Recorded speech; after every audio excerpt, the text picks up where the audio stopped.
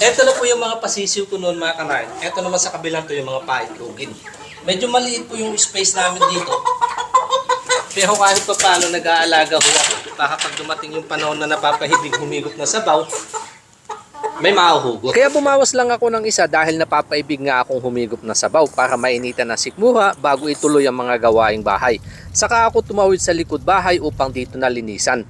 Tinanggalan ko lang ng balahibo saka ako ito sinilaban. Palalabasin ko lang ng kaunti yung katas ng taba at sunod ko lang itong kinuskus ng tanglad at hinugasan. Saka ko lang ito ginayat at dahil pang personal lang naman kaya medyo nilakihan ko na ang hiwa at muli ko lang itong hinugasan. Mga sangkap na ihanda ko na. Sunod lang ako ng gisa na sibuyas, bawang at saka luya para sa aroma.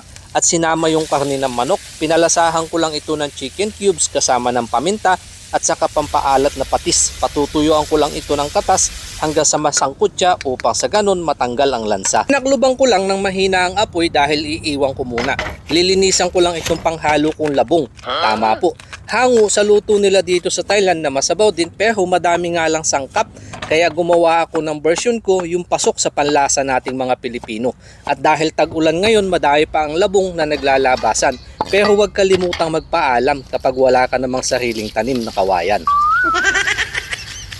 Pagkatapos ko itong magayat, sunod ko lang itong pinakuluan. Pinalamig ko lang muna ng ilang sandali at saka pinigaan. Dito ko na binalikan yung aking pinapatuyuan na ubos na ang katas kaya naglagay lang ako ng tanglad at sabaw na pantay lang sa laman. At dito ko na isinama yung labong na sa halip ay papaya sa sikat nating luto na tinola. Tinakluban ko lang ito para naman makapanalbos. At basta tinola wala nang masasahap pa sa dahon na sili. Buti na lang may sumibol sa malapit, hindi na kailangan bumili. At hinimay ko lang ito sa kahinugasan kasama na ng siling haba. Bata pa yung aking nakatay at luto na din yung labong kaya hindi na niyang kailangan ng mahabang pakuluan. At inilagay ko lang yung bunga at saka talbos na sili bilang panghuling sangkap. Hindi ko na ito tinakluban dahil madampian lang na sabaw, ayos na. At basta native, tiwala na ako sa lasa kaya pwede mo din itong subukan kapag nauwi ka sa probinsya. At sa kulo pa lang, ay tudahagod na naman may yang. Saka ko ito tinikman at sunod na inayos yung aking lamesa upang mapalamigan yung version ko na tinola sa labong. Thank you Lord sa blessing na nasa aking harapan. Nilapit ko po ito na basbasan nang sa ganun magsilbi lakas sa aking pangatawan. In Jesus' name, Amen.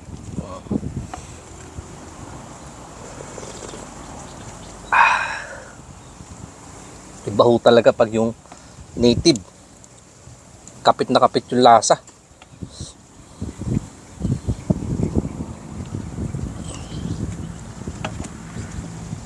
Patis, kalamansi, sili yung aking sausawan.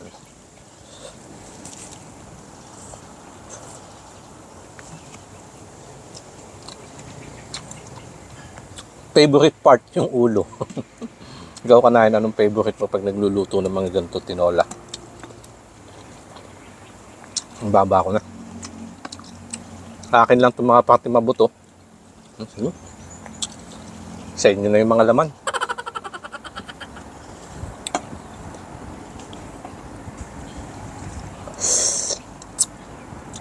Nakadagdag yung bango ng tanglad.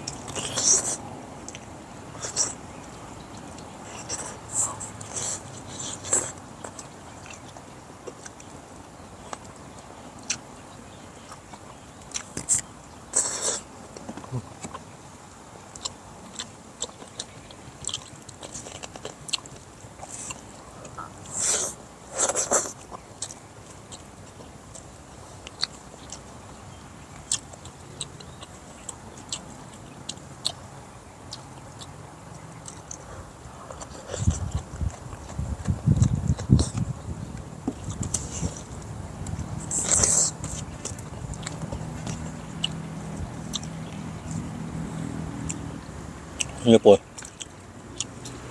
Napakalambot.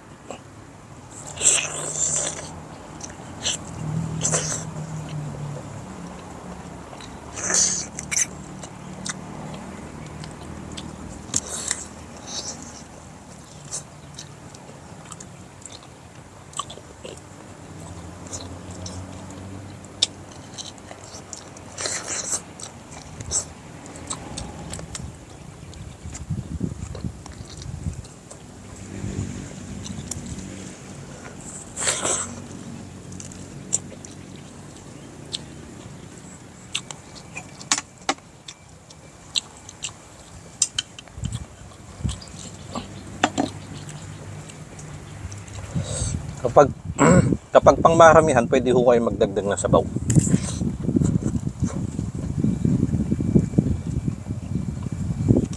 Ito kasi pang personal lang, kaya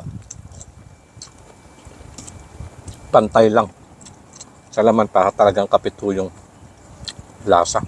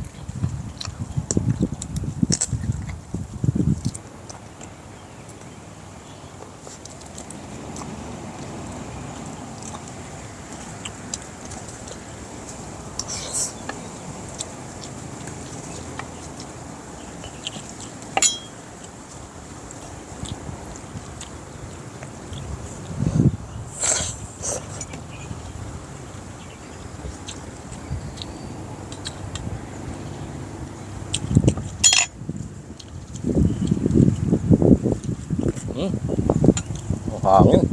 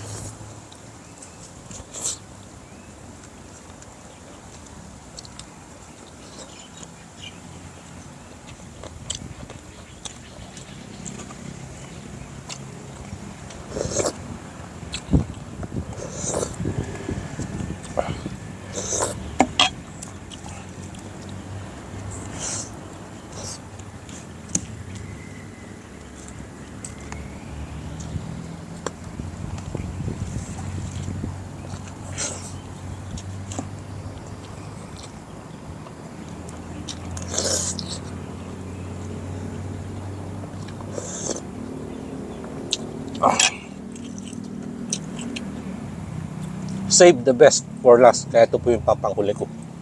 Yung ulo.